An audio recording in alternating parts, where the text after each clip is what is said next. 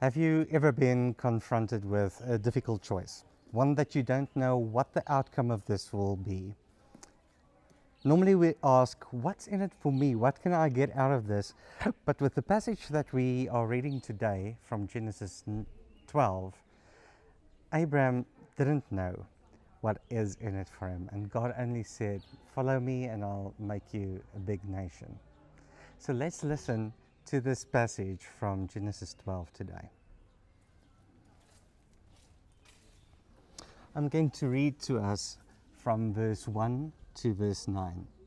Now the Lord said to Abram, go from your country and your kindred and your father's house to the land that I will show you, and I will make you a great nation, and I will bless you and make your name great, so that you will be a blessing.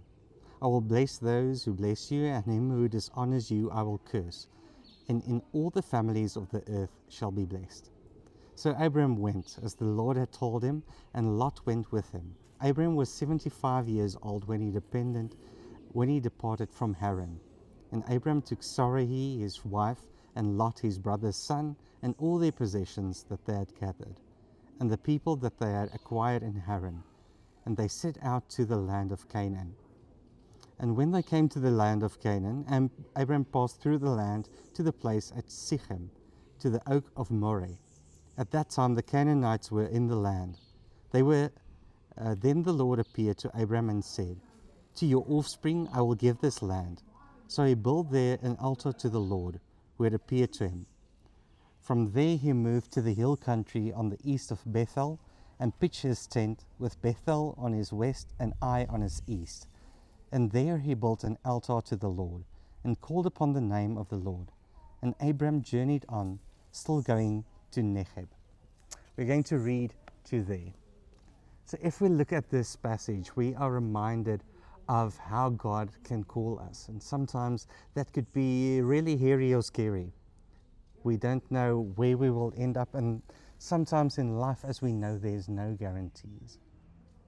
When we look at Abraham's story, we realize that it also tells something about the Judeans, something that they experienced coming out of exile. They could ask, but if we go back, what guarantees do we have? How do we know that God will still be with us? What can we do with this? I think for us as believers, we can look back at this story and realize that we are part of a big lineage, a big story of God with his people, and that we are not alone in this story. As God walked with Abraham, so we will not be alone.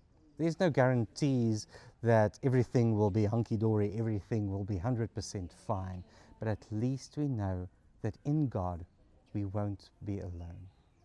May you find God's grace and peace in this realization that we are not alone, that as God walked with Abraham, God will also walk with us in times of change, in times that can be scary.